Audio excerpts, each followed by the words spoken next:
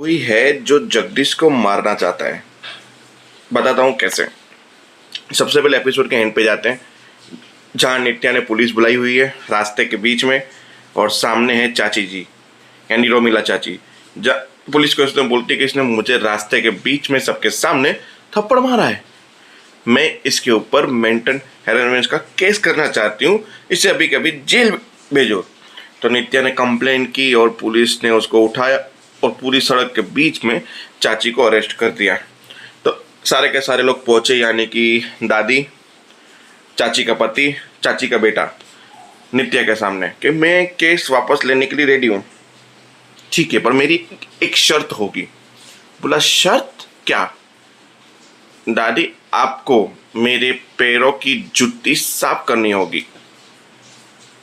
फिर पीछे से काशवी आके बोलती, अगर आपकी सोच इतनी घटिया है, अगर आप इसी में खुश हैं तो ये काम मैं कर लूंगी। तो बोला ऑफकोर्स, आओ, ये रहे मेरे पैर और साफ करो काशवी तुम।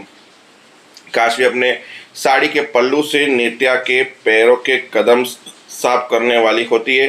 पीछे से अर्जुन आता है और ये सब चीजें देखता है। अब अर्जुन आके रोकेगा, वहाँ पे क्या ड्रामा होगा, क्यों होगा, किस लिए होगा, वो नहीं पता। आते हैं जगदीश को कोई मारना क्यों चाहता है। मतलब जगदीश आज के एपिसोड में किसी के साथ डील कर रहा था कि कुछ प्लास्टिक की चीज़ों को रिसाइकल करके कुछ चीज़ें इवेंट करने के लिए, कुछ प्लान डालने के लिए मीटिंग कर रहा था बहुत बड़ी। बोला ये तो बेटर प्लान है, चलो तो फिर शुरू करते हैं इस प्लान को, चालू कर। और जगदीश वहाँ से उस पार्टी से डील करके मिल के जब बाहर निकला तो एक ट्रक वाले ने फ़ोन लगाया कि सर बिल्कुल मेरे सामने ही खड़े हैं जगदीश, क्या करना है बताइए। बोला उड़ा दो। बोला ठीक है। उसने फ़ोन रख दिया। मतलब वो किसी लड़के से बात कर रहा था, किसी आदमी जो जगदीश को मारना चाहता है। वो आदमी कौन है वो नहीं पता, पर उस ट्रक वाले ने कोशिश की जगदीश को उड़ाने की, पर जगदीश थोड़ा साइड पे हो गया।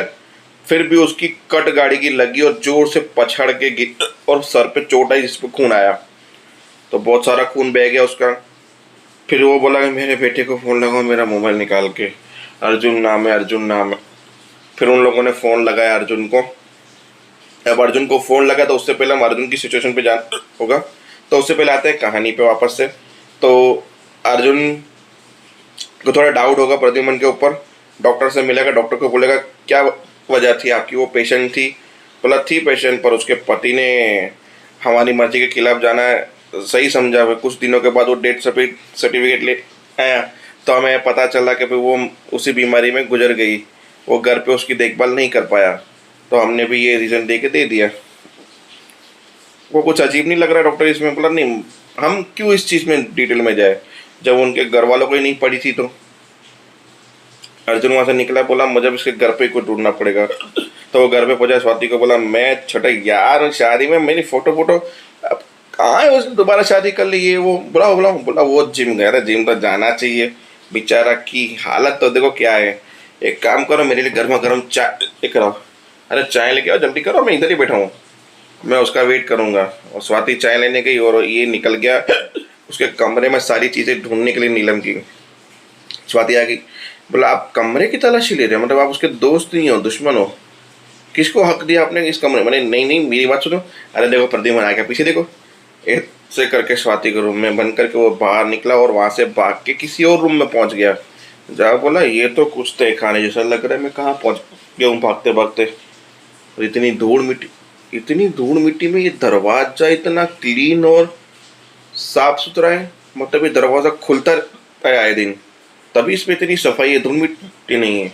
फिर देखा दरवाजे पे लॉक मारा हुआ था, खोलने की कोशिश की अर्जुन ने, पर सीढ़ी से कोई स्पीड में आ रहा था। तो अर्जुन छुप गया, तो देखा तो वो प्रद्युम्न ही था। प्रद्युम्न सीधे ताला खोल के अंदर गया। बोला ये आए दिन यहाँ पे आता ही जाता होगा, जरूर इस रूम में कुछ है ऐसा जो ये छुपा रहा है। फिर वो धीरे से बाहर निकला और बाहर निकलते समय कोशिश की कहीं और से निकल पकड़ा ना जाऊं। निकलते निकलते काशवी टकराया। काशवी को बोला चुप, तुम यहाँ क्या कर रहे हो? बोला चुप हो जाओ। तो कसम है मेरी, किसी को कुछ बोलना मत। बोला कोई काम से आया था। बोला मैं तुम्हारी वजह से क्यों बोलूँ? बोला बोलो, मैं बाद में सब समझा दूंगा। फिर प्रद्युम्न ने बोला तुम यहाँ क्या कर रहे हो? फिर दोनों ने एक दूसरे को कॉलर पकड़ा, झगड़ने लगे। काशवी ने बोला ये एक केस पे हम दोनों साथ काम कर रहे हैं तो उस वजह से आया है। बोला ठीक है।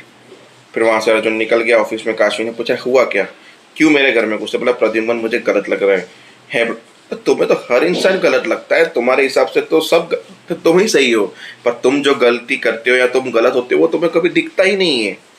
इतना लंबा चौड़ा भाषण दे दिया, बोला आदित्य के मामले में मैं सही था और एंड टाइम पे वो गिल्टी निकला, इसलिए मुझे उसके ऊपर शक है।